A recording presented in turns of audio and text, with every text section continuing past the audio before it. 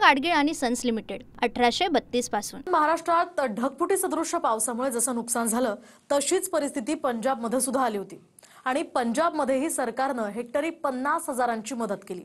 त्यामुळे महाराष्ट्रात सुद्धा पंजाब सारखीच मदत द्या अशी मागणी आता सुरू झाली आहे। पाहूयात। महाराष्ट्रात अतिवृष्टीमुळे जलप्रलयात शेतकऱ्यांचं जसं अतोनात नुकसान झालं तशीच स्थिती पंजाबमध्ये सुद्धा महिन्याच्या सुरुवातीलाच आली।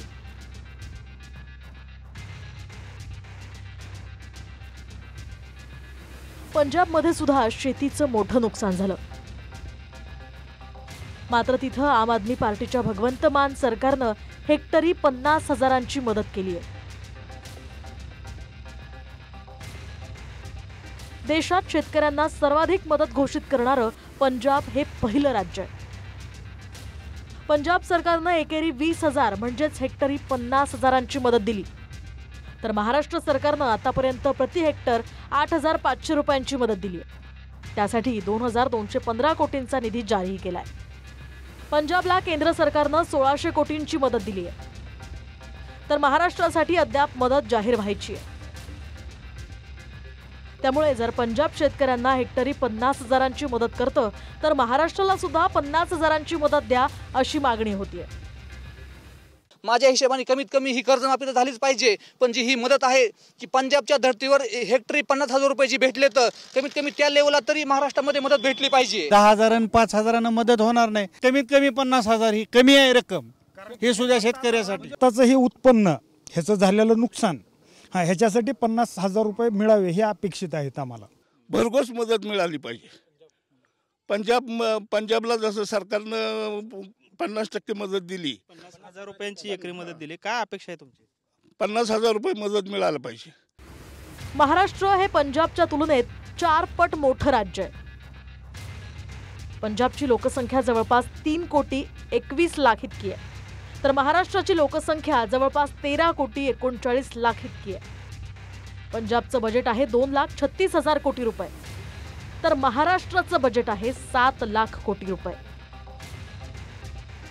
पंजाब आणि महाराष्ट्र दोन्ही राज्यातील अतिवृष्टीमुळे झालेल्या नुकसानीचा विचार केला तर पंजाबमध्ये 5,00,000 एकरावरील पिकांचं नुकसान झालंय, तर महाराष्ट्रात तब्बल 70,00,000 एकरावरील पिकं वाया गेली आहेत। म्हणजे पंजाबपेक्षा नुकसानीची भीषणता महाराष्ट्रामध्ये मोठी आहे। पंजाबला हेक्टरी 50,000च्या मदतीशिवाय घरांच्या नुकसानीसाठी 40,000 देण्यात आले, तर पशुधनाच्या हानीसाठी प्रति जनावर 37,500 रुपये मिळणार आहेत। अतिवृष्टीमुळे पंजाबमध्ये 55 नागरिकांचा मृत्यू झाला, तर मृतकांच्या कुटुंबियांना प्रत्येकी 4 लाखांची मदत जाहीर करण्यात आली आहे। शेतकऱ्यांना पुन्हा उभं करण्यासाठी 74 कोटींचं 2,00,000 क्विंटल गव्हाचं बी शेतकऱ्यांना मोफत मिळणार आहे।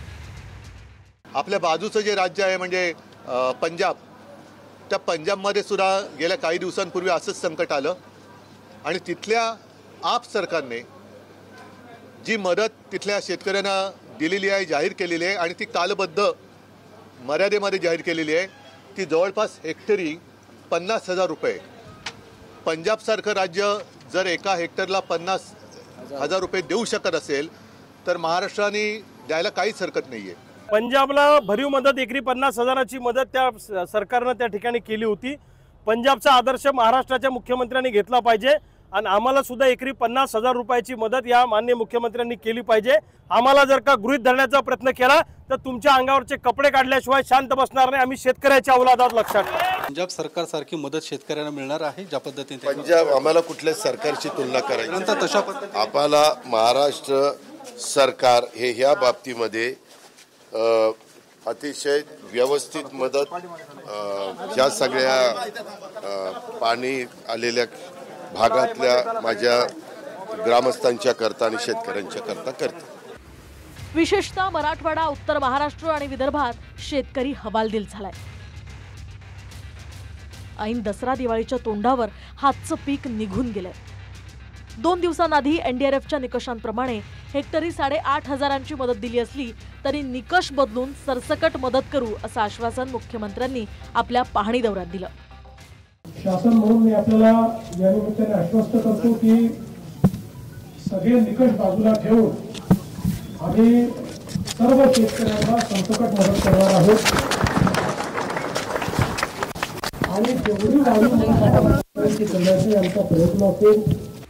शेतकऱ्यांना आर्थिक मदत देऊन धीर देण्याची गरज आहे.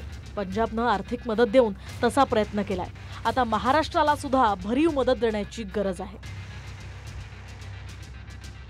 Bureau report, TV9 Marathi. Poona Gadgil आणि सन्स लिमिटेड 1832 पासून.